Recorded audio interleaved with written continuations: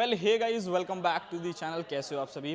बजाज चाहे अपनी कितनी ही NS 400 को लॉन्च कर ले, 220F लेकर के आ जाए, डोमिनार लिया है, N250 लिया है, बट ये जो सामने आप बीस्ट देख रहे हो ना भाई, इसका कोई तोड़ नहीं रहने वाला।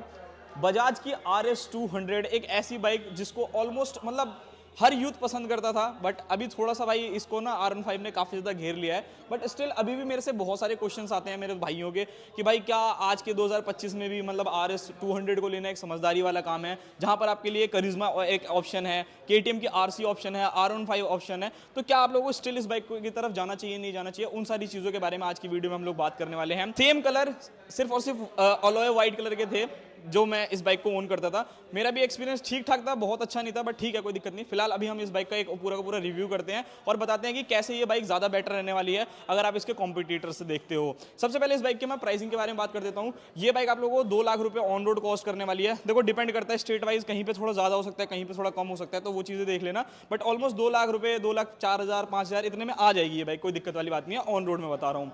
यहाँ पर अगर मैं सबसे पहली चीज़ के बारे में बात करूँ तो इस बाइक का लुक जो है ना भाई, मैं अभी ये सोचता हूँ कि आखिर मतलब बजाज को क्या है जो NS और RS का लुक चेंज नहीं करते। देखो भाई, बहुत से ऐसे लोग हैं जो स्टिल अभी भी इस बाइक को ना सिर्फ और सिर्फ इसी लुक में पसंद करते हैं कि भाई हमें तो यही डिज़ाइन चाहिए, यही यूनिक सा क्या कहते हैं टेल लाइट चाहिए, वही प्रोजेक्टर लाइट्स चाहिए। तो वो सारी चीज़ें तो देखो भाई आपके ऊपर डिपेंड करती है कि आपको क्या चाहिए क्या नहीं चाहिए। बट स्टिल डेट अगर मैं बात करूँ, ये बाइक मुझे पर्सनली बहुत ज़्यादा पसंद है भाई। बाकी इस बाइक के अंदर कुछ अपडेट्स भी होने वाले हैं, उन सारी चीज़ों के बारे में भी बात करेंगे। सबसे पहले अगर आप फ्रंट में देखोगे तो भाई यहाँ पर अगर आप लोग देखते हो तो यहाँ पर आप लोगों को देखने को मिलता है बिल्ली सी आंखें भाई इस बाइक की, जो कि मुझे पर्सनली बहुत पसंद है। 2 प्रोजेक्टर लाइट्स मिल जाते हैं, हेलोजन बल्ब हैं। बट मैं ऑनेस्टली बताता हूँ, आज के टाइम में भाई हर कंपनी अपनी बाइक में 125 सीसी की हो, 100 सीसी की हो, सब LED कर रहे हैं। बट इस बाइक के अंदर अगर प्रोजेक्टर लाइट येलो है ना, तो उसका भी एक रीज़न है। इस बाइक की जो प्रोजेक्टर लाइट्स हैं वो बहुत ही फेबुलस है। किसी भी RS ओनर से पूछ लेना जिसने अपग्रेड ना कराया हो, डेफिनेटली अगर आप इसको लॉन्ग टूर पर भी ले जाते हो ना, तो येलो लाइट्स ना बहुत अच्छी विजिबिलिटी आप लोगों के लिए प्रोवाइड करते हैं। तो भाई ये आप लोगों की ड्रॉबैक है नहीं है वो आप मुझे बताना। बट मुझे ऐसा लगता है कि ऑलरेडी सेटअप भी हो जाए तो एक बेटर ऑप्शन रहेगा, बट ठीक है, खैर कोई नहीं। तो यहाँ पर प्रोजेक्टर जो है वो हेलोजन मिलते हैं। बाकी चीजें आप लोगों को LED मिलेगी, DRL से LED मिलेंगे, इंडिकेटर जो है वो भी आप लोगों को LED देखने को मिलेंगे। यहाँ पर आप चेकआउट कर सकते हो, यहाँ पर आप चेकआउट कर सकते हो। बाकी ओवरऑल अगर मैं बाकी चीज़ों के बारे में बात करूँ, यहाँ पर अगर आप फ्रंट के अंदर देखते हो तो भाई इस बाइक के अंदर पहले जब स्टार्टिंग में जब नई नई आई थी ना, तो व्हाइट कलर के अलॉयज थे, बट काफी लोगों की डिमांड थी कि ब्लैक कर दीजिए, ब्लैक कर दीजिए। तो यहाँ पर आप लोगों को 180/17 जिसके टायर देखने को मिलते हैं। MRF के टायर जो है वो इस बाइक के अंदर रहने वाले हैं, जैपर वाले टायर। ग्रिप वाइज काफी ज्यादा बढ़िया है, मजा आता है जब भी आप इस बाइक को लीन वीन करते हो, तो वो सारी चीजें हैं। फ्रंट में आपको टेलीस्कोपिक सस्पेंशन मिलता है। यहाँ पर थोड़ी सी मेरी शिकायत है भाई बजाज से कि NS को तो अपडेट दे दिया, इसको अपडेट देने में क्या, ये भी तो भाई उसी की चहेती गाड़ी है, मतलब लोगों की पसंदीदा गाड़ी है। तो वो चीज़ें हैं। बाइक के अंदर आप लोगों को डुअल चैनल ABS देखने को मिलेगा। पेडल डिस्क ब्रेक 300 mm की मिलते हैं और ब्रेकिंग ना भाई बहुत लाजवाब है। स्पेशली अगर मैं R15 से कंपेयर करके आपको एक बार को बताऊँ ना, इस बाइक की ब्रेकिंग बहुत सॉलिड रहने वाली है, आपको मजा आ जाएगा। मतलब KTM के ऊपर अगर KTM से थोड़ी नीचे अगर आप ब्रेकिंग देखते हो तो इस बाइक की ब्रेकिंग बहुत ज़्यादा सॉलिड है। R15 की उतनी ज़्यादा मजेदार नहीं है। इवन मैं रेगुलर R15 ओनर हूँ, तो भाई मैं उस चीज़ के हिसाब से बता रहा हूँ, और RS को भी ओन कर चुका हूँ। तो इसकी ब्रेकिंग जो है एक नंबर सॉलिड रहने वाली है। टेलीस्कोपिक सस्पेंशन आप लोगों को मिल जाते हैं। फेयरिंग अगर आप देखोगे तो भाई फेयरिंग भी ना जो काफ़ी स्टाइलिश है, मतलब हर पैनल जो अलग मिल जाता है। ये पैनल अलग है, ये वाला अलग है, ये वाला देखोगे तो अलग है। यहाँ पर RS 200 की ब्रांडिंग आप लोगों को मिल जाती है। नीचे की तरफ आओगे तो भाई आप लोगों को प्रॉपर इंजन का जो कवर है वो आप लोगों को मिल जाता है। अब मेन आती है भाई कहानी कहाँ शुरू होती है। ये वही इंजन है जो आज से काफ़ी टाइम पहले NS के अंदर आया करता था, और BS3 वाली NS आप सभी को मालूम होगा, BS3 वाली RS रॉकेट थी। ये इंजन तो वही है, मगर इसमें ना थोड़ा बहुत ना हेर फेर करने की वजह से कहीं ना कहीं जब स्टार्टिंग में आई थी ना BS3, तो वो इंजन बहुत ज़्यादा खुलते थे। उसको कम रोकने के चक्कर में भाई इन्होंने थोड़ी सी पावर को लिमिटेशन दे रखी है, इंजन को थोड़ा बाउंड कर रखा है, तो वो सारी चीज़ें हैं। बट अभी भी स्टिल पावर तो ऑलमोस्ट उसी के आसपास निकालती है। 199.9 सीसी का single cylinder liquid cooled FI BS6 complaint engine मिलता है, जो कि लगभग 24.5 bhp का मैक्सिमम पावर, और अगर आप टॉर्क देखोगे तो 18.3 या 4 के आसपास का टॉर्क निकालता है। जितना R15 पावर प्रोड्यूस करती है उतना इसका सिर्फ और सिर्फ टॉर्क है।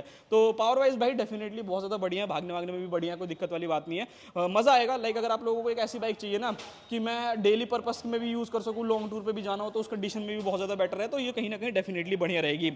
आते हैं इसके एग्जॉस्ट की तरफ, तो भाई ये सिंगल ऐसी बाइक लगती है मेरे को जो NS RS सीरीज में आती है, जिसमें ऐसा कुछ मतलब मफलर टाइप का को दे रखा है। NS को देखोगे ना तो उसके अंदर अंडर वैली आती है, बस इसमें एक एग्जॉस्ट अलग से निकाल रखा है, और ये एग्जॉस्ट बहुत अच्छी साउंड निकालता है भाई। मतलब लिटरली अगर आपको एग्जॉस्ट लगवाने की जरूरत नहीं है, या अगर आप डरते हो कि यार ट्रैफिक पुलिस वाले चालान करेंगे, तो तो उस कंडीशन में एग्जॉस्ट बहुत अच्छा साउंड करता है, तो वो भी मैं आपको सुनाऊंगा। डेल्टा बॉक्स आप लोगों को पूरा प्रॉपर जो है इसका स्विंग आर्म देखने को मिलेगा। रियर में रेड कलर का मोनोशॉक एब्जॉर्बर्स आप लोगों को मिल जाते हैं। पीछे के बारे में बात करूं तो यहाँ पर अगर आप देखोगे तो 230 mm की रियर डिस्क ब्रेक आप लोगों को मिलेगी।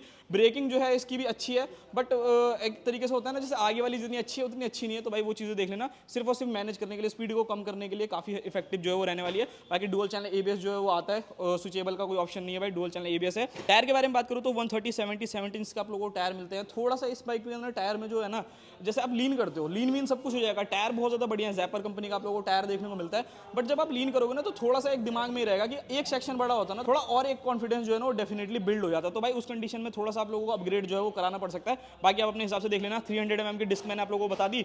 रियर से एक चीज़ मैं बोलना चाहूँगा भाई, इस बाइक में देखो बहुत से लोगों को ये बाइक पसंद है, बहुत से लोगों को पसंद नहीं है। बट ये जो टेल लाइट है ना, दो, एक डोमिनार की और एक इसकी टेल लाइट मुझे सबसे अच्छी लगती है भाई। मतलब ये वाली तो पर्सनली मेरी मतलब फर्स्ट प्रेफरेंस में रहेगी। अब हो सकता है बहुत से लोगों को पसंद हो, बहुत से लोगों को ना, बट थोड़ा ना ऐसा लगता है ज्वेलरी टाइप का कुछ मतलब ऐसा इसमें डाल रखा है, क्योंकि इसमें ट्रांसपेरेंट लाइट्स आप लोगों को यूज़ होती हैं। तो ये चीज़ देख लेना। बाकी यहाँ पर अगर मैं दिखाऊँ आप लोगों को, इंडिकेटर जो है मैंने एलईडी बताई दिया, और यहाँ पे अगर लाइट देखोगे तो नंबर प्लेट के लिए भी व्हाइट लाइट जो है बाइक के अंदर आती है। बाकी यहाँ पर ओवरऑल अगर साइड प्रोफाइल से बात करूँ तो क्वालिटी के वाइज भाई देखो इसकी चीज़ें ना अच्छी हैं भाई, ऐसा नहीं है कि बेकार चीज़ें हैं, काफ़ी अच्छी क्वालिटी की चीज़ें जो है वो मिल जाती हैं। उसी के साथ देखोगे तो सारी कार आप लोगों को मिल जाएगा। 6 स्पीड का गियर बॉक्स बाइक के अंदर आता है, तो वहाँ पे भी कोई भी कॉम्प्रोमाइज़ जो है वो डेफिनेटली नहीं किया गया। अब बढ़ते हैं भाई इसके मीटर की तरफ। अब देखो भाई मीटर इसमें देखोगे तो इसमें जो मीटर आता है ना, एनएस के अंदर तो चेंज कर दिया, फुल्ली डिजिटल मीटर कर रखा है, बट इसके अंदर स्टिल अभी भी सेमी डिजिटल क्या कहते हैं कंसोल आता है। अभी आपको कितना पसंद है कितना नहीं, आप मुझे जरूर कमेंट बॉक्स में बताना। ये आप आरपीएम रेंज देख सकते हो। उसी के साथ अगर मैं बाकी चीज़ें दिखाऊं, लाइक यहाँ पर आप लोगों का न्यूट्रल का ऑप्शन आ गया, यहाँ पर आप लोगों का माल फंक्शन की लाइट आ गई, हीटिंग हो गया, यहाँ पर गियर इंडिकेटर आपको मिल जाता है, स्पीडोमीटर मिल जाता है, कितना फ्यूल इस बाइक के अंदर है, वो सारी चीज़ें जो है वो आप लोगों को बाइक के अंदर देखने को मिल जाती हैं। स्विच क्वालिटी के बारे में बात करूँ तो बजाज की जितनी देखो जो एन सीरीज वाली आई है थोड़ी और ज़्यादा प्रीमियम हो गई है, देखने में काफ़ी बढ़िया लगती है, बट ये भी कोई ऐसा नहीं है कि पुरानी सी हो गई है। यहाँ पर आपको किल स्विच मिल जाएगा, स्टार्ट के लिए मिल जाएगा, यहाँ पर अगर देखोगे तो यहाँ पे लाइट्स के लिए मिल जाएगा, सिंगल हॉर्न मिलता है, और ये सारे इंडिकेटर्स मिल जाते हैं। बाकी यहाँ पर अगर आप मिरर देखोगे तो ये मिरर ना सिर्फ और सिर्फ यहाँ से एडजस्ट कर सकते हो। बाकी अगर आपको एडजस्ट करना होगा तो इसको ढीला करना पड़ता है, फिर जाकर के होता है। बाकी 13 लीटर का आप लोगों को फ्यूल टैंक बाइक के अंदर देखने को मिलेगा। यहाँ पर अगर आप देखोगे तो पल्सर का 3D लोगो आप लोगों को मिल जाएगा। 13 लीटर का आपको प्रॉपर फ्यूल टैंक मिलने वाला है। और भाई देखो इस बाइक पर मैंने राइड्स बहुत ज़्यादा करी है, मतलब मैं इस बाइक को आई थिंक केदारनाथ भी लेकर के जा चुका था जब मेरे पास थी। तो कंफर्ट वाइज तो भाई बहुत आराम से, मतलब जैसे मैं एक बार आपको बैठ करके दिखाता हूँ, 166 kg वेट जो है वो बाइक का रहने वाला है। सो जब आप स्टिल मतलब एक जगह खड़े रहोगे ना, थोड़ा आगे पीछे करोगे, तब आपको थोड़ा सा एफर्ट्स लगाने पड़ेंगे, बट जब आप ऑन द गो होगे ना भाई, तब आपको बिल्कुल भी ये वेट ना फील ही नहीं होने वाला है कि इस बाइक के अंदर वेट है। 810 mm की सीट हाइट रहने वाली है बाइक की, तो फॉर शॉर्ट राइडर्स बहुत ज़्यादा इजीली है। लाइक मतलब अगर आप आरसी वारसी देखते हो ना, तो आरसी की सीट हाइट अच्छी खासी ज़्यादा है, 834 mm के आसपास में है, तो सीट हाइट ज़्यादा होने की वजह से शॉर्ट राइडर्स के लिए उतनी अच्छी नहीं हो पाती, बट ये बाइक बहुत ज़्यादा बढ़िया है। और एक चीज़ इस बाइक की जो मुझे सबसे ज़्यादा पसंद है वो ये कि आपको स्पोर्ट्स बाइक बहुत मिलती है, R15 स्पोर्ट्स हो गई, KTM की आरसी, उसमें बहुत ज़्यादा एग्रेसिव आपको झुक के बैठना पड़ता है, बट फॉर डेली लाइफ अगर आप लोग इस बाइक को लेकर के डेली भी चलना चाहते हो या अगर और ऑन रोड जाना चाहते हो, तो उस कंडीशन में कोई भी दिक्कत जो है वो डेफिनेटली फेस करने को नहीं मिलेगी। बाकी भाई अब मेन क्वेश्चन निकल करके आता है कि आखिर ये बाइक बनी किसके लिए, क्या 2025 में स्टिल आपको ये बाइक करनी चाहिए या नहीं करनी चाहिए। R15 के रेट भाई देखो आसमान छू रहे हैं, ये तो आप लोगों को भी हकीकत मालूम होगी। जब मैंने उस बाइक को खरीदा था तब ठीक थी, 210 में थी तो कोई दिक्कत नहीं थी। अभी के टाइम में उस बाइक का जो रेट हो रखा है ना वो 2,45,000 रुपये का राउंड हो गया। तो 2,45,000 रुपये में अगर आपको लगता है कि मतलब 155 सीसी पे खर्च करना चाहते हो तो कर सकते हो, कोई दिक्कत नहीं है। बट अगर आपको चाहिए कि नहीं यार मेरे को वैल्यू फॉर मनी प्रोडक्ट चाहिए, तो उस कंडीशन में RS एक ज़्यादा बेटर ऑप्शन रहेगी। पावर आपको ज़्यादा अच्छी मिलती है, ब्रेकिंग आप लोगों को ज़्यादा बेटर देखने को मिलने वाली है इस बाइक के अंदर। बाकी करिश्मा ही है, तो भाई देखो करिश्मा का ये बोलना चाहूँगा, करिश्मा है बट उसका लुक लोगों को उतना पसंद नहीं है जितना इसका जो है पसंद आप लोगों को आता है। तो ये सारी चीज़ें हैं जो आप लोगों को देखनी पड़ेगी। बाकी इसके अंदर भी अपडेट जो है वो बहुत जल्द आने वाला है, जिसमें आपका इसका मीटर वीटर चेंज हो जाएगा और बाकी से कहते हैं जो USD सस्पेंशन है वो सारी चीज़ें, बट उसके ऊपर मैं कभी और एक वीडियो बना दूंगा अगर आप लोग मुझे बोलोगे तो। बाकी यहाँ पर मैं RC के बारे में बात करना चाहूँगा। तो देखो RC क्या है भाई, उसकी इस बाइक को आप 2 लाख रुपए में ऑन रोड ले सकते हो, बट उसके लिए लगभग 50-60 हज़ार रुपये एक्स्ट्रा खर्च करने पड़ेंगे। सो वो बाइक उन लोगों के लिए ज़्यादा बेटर रहेगी जिनको एकदम हाई एंड परफॉर्मेंस चाहिए, ब्रेकिंग सॉलिड चाहिए और फीचर ज़्यादा चाहिए, तो उस कंडीशन में आप जा सकते हो। बाकी इस बाइक के एक बार मैं साउंड सुना देता हूँ आप लोगों की साउंड कैसी है, उसके बाद वीडियो को एंड करते हैं। गर्मी लगने लगी यार।